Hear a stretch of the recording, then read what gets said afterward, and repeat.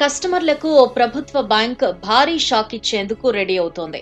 July 1 నుంచి తన బ్యాంకులో ఉన్న కొన్ని సేవింగ్స్ అకౌంట్ ఖాతాలను రద్దు చేయబోతున్నట్టు ప్రకటించింది. ఈ మేరకు కస్టమర్లకు హెచ్చరికలు కూడా జారీ చేయటమే కాక నోటీసులు కూడా పంపింది.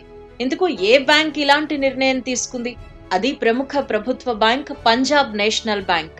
ఈ బ్యాంకులో సేవింగ్స్ అకౌంట్ ఉండి కొన్ని సంవత్సరాలుగా దాన్ని ఉపయోగించినట్లయితే అలాంటి వాటిని క్లోజ్ చేయాలని భావిస్తోంది. జూలై 1 తర్వాత వీటిని రద్దు చేస్తామని పిఎన్బి స్పష్టం చేసింది. ఈ మేరకు బ్యాంక్ తన అధికారిక బ్యాంక్ వెబ్సైట్ లో పేర్కొంది.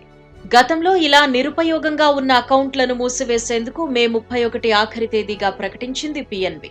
ఆ తర్వాత జూన్ 1 నుంచి 3 ఏళ్లుగా నిరుపయోగంగా ఉన్న ఖాతాలు రద్దు చేస్తున్నట్లు ప్రకటించిన సంగతి తెలిసిందే. కానీ కస్టమర్లకు అసౌకర్యం లేకుండా ఉండేందుకు గాను ఈ సమయాన్ని మరికొంత పొడిగిస్తున్నట్టు వెల్లడించి మరో నెల రోజులు సమయం ఇచ్చింది. ఇక ఇప్పుడు జూలై 1 నుంచి ఇలా నిరుపయోగంగా ఉన్న ఖాతాలను రద్దు చేస్తామని ప్రకటించింది.